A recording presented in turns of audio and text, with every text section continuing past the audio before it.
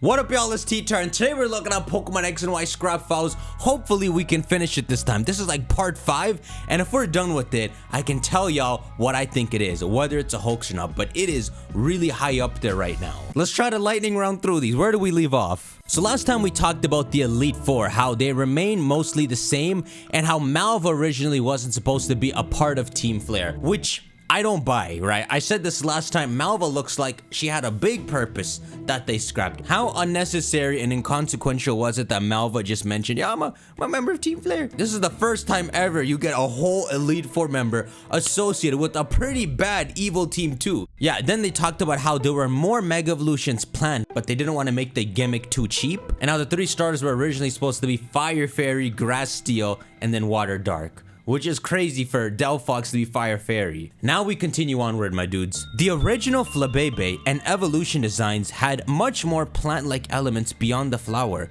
and were meant to actually be fairy grass.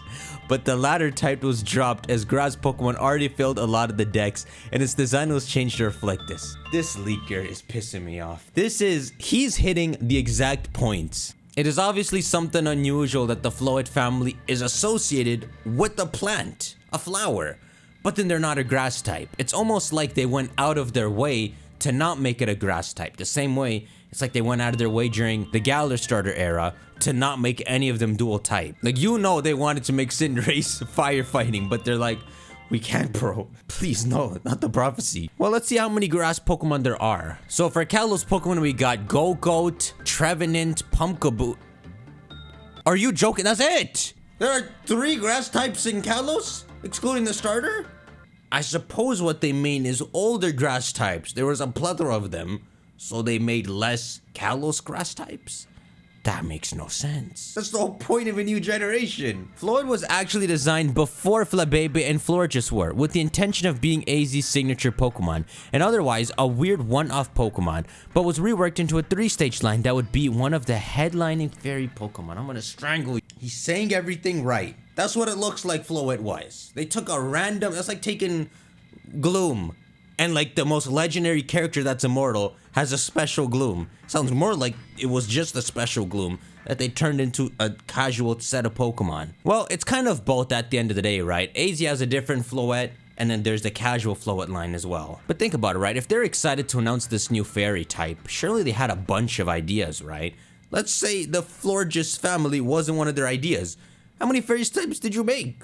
In terms of Gen 6 only ones, all you got is Aromatisse, Slurpuff, Sylveon, Dedenne, Carbink, and Klefki. Y'all had no ideas for this new typing? You would think they would have introduced like a mermaid Pokemon, some imp Pokemon, all kinds of fairies. I mean, that's the impression I get when I look back. There's barely any fairies, and apparently Florges wasn't gonna be one too? Let's keep going. Riding on Rhyhorn was one of the first features implemented as a way to experiment with the layout of the overworld layout and how players can interact with the new 3D maps, with Skiddo and Gogo designed afterwards when it was decided to create new Pokemon that show off this feature. This sounds right. As the Game Freak team is excited to work in a 3D space, they would have played around with this Rhyhorn idea, and it probably would have been just a beta fun thing they were trying out, and once it worked well, it evolved. That's exactly the impression I get from that. The feature ended up getting put on the back burner a bit and wasn't as important in the final game as it was planned to be originally. At one point, riding Pokemon was meant to completely replace the bike, but this proved too difficult. I know why you're saying this. You're saying this because of the Skiddo you can ride in that one route, Route 12. There's a bunch of Skiddo, you can ride the Skiddo, and it actually works as a bike replacement. There's full functionality. You can go up, down, left, right. You can jump over cliffs if I remember correctly. It makes sense. They might have originally wanted you to ride this Skiddo instead of the bike. And Skiddo is a ram, right? It's got those horns that you can grapple onto. I think they actually grab onto it in the game. So it's kind of like an early Koraidon and Miraidon where it would have been a Skiddo you get early in the game instead of where you get the bike and you just push your registered button and Skiddo would come out all the time. Sycamore's words echo, don't use Skiddo indoors. The Rhyhorns and other stuff, they were probably just beta fun they were having, and then they just implemented them in terrains for you to use them. But the Skiddo is very believable, and especially making the bike of that region a Gen 6 Pokemon. It would be like when you enter Kalos, there's a whole different vibe. Instead of people riding bikes, you'd see people hanging around on Skittles and all. I suppose they'd make a few other Pokemon people would be hanging out on. Maybe that's why you ride a Go-Goat in Lumiose, right? You can take a tour on a Go-Goat in Lumiose. The reason they probably did that is because they had that developed. The player model on the Go-Goat is probably meant to be for other players and all, but once they scrapped a lot of the content, they're just like, hey, we got this Go-Goat that's rideable. Let's just take them on a tour through Lumiose with it. You know, I'll give you all the check mark on that. You didn't say Skiddo, but Skiddo being the bike would have made a lot of sense. Inkay's evolution method was actually something the team wanted to do for quite a long time. A Pokemon that evolves in response to real-world motion, inspired by the unique carts used for Kirby Tilt and Tumble and WarioWare Shake It. But it was deemed too expensive to manufacture such a card for one of Pokemon's evolution methods. Okay, so Kirby Tilt and Tumble was a little game card they made for the Game Boy, and they had motion features installed into the card, if I'm remembering this correctly. So pretty much you would move Kirby around by moving your Game Boy around. How freaking innovative. So I guess what he's saying is they wanted to do this for a while in Game Boy Advance games and in DS games probably, especially. But yeah, that would be expensive to make the Diamond and Pearl cards with something like that in it. Also quite weird. So by the time the 3DS came out and you could actually translate directional movement in games, it was the perfect opportunity for them to implement what incredible idea they've been waiting to reveal to us, but evolving Inkay. You would have thought if I've been wanting to do this for a real long time. If they had that attitude, surely they had like a cool idea plan. Like instead of the Deoxys, you talk to the triangles, they had an event plan where you would turn your Game Boy upside down and stuff and something would happen to your character. Or like freaking Distortion World, right? How everything's upside down. Maybe you could actually turn your Game Boy and it would do something. I mean, your DS. Y'all made it sound like you had something crazy you wanted to do. It was deemed too expensive to manufacture such a card for one Pokemon's evolution method. That makes no sense! There's no shot they were really trying to make a tilt and tumble like situation just to evolve a Pokemon. That's what they're saying. Not, we want to do these 20 things? No, we want to evolve this thing. Now that's freaking stupid. Why would you word it like that? The 3DS's built-in motion sensor finally allowed them the chance to incorporate this idea. Although Inkay itself was a new creation, there had been many suggested ideas in the past for such a Pokemon that responds to motion that were quite different. So they're claiming Pokemon in the past might have evolved this way.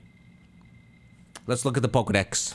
Let's see if we can find any scrapped examples. You won't. So something like this would probably start around Gen 2, not Gen 1.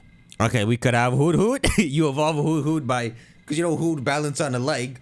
Well, you shake it when it's leveling up, and the man has to survive your shaking and evolve. And it could actually make sense for evolutions like Crobat. You know how they evolved with friendship? That could be a whole evolution condition. Shake your Pokemon by the collar while it's leveling up. It just freaking evolves. The baby Pokemon, freaking Sudowoodo, you go in front of Sudowoodo on Gold and Silver and start shaking the game. And Sudowoodo freaking tumbles over.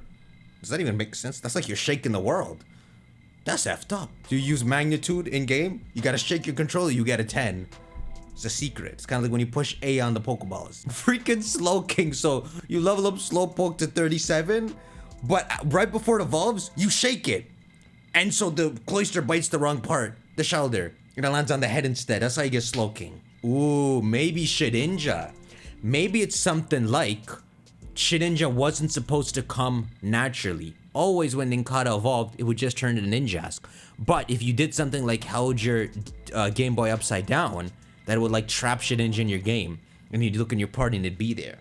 Something like it can't rise. Those would be the kind of things you hear as rumors and then try out and it actually works. That would have been cool. Reggies. This would have been a cool idea for the Reggie puzzles, and especially waking up the Reggies in the sealed chamber. This is totally in line with that cryptic stuff they could have had you do. Hold your Game Boy sideways.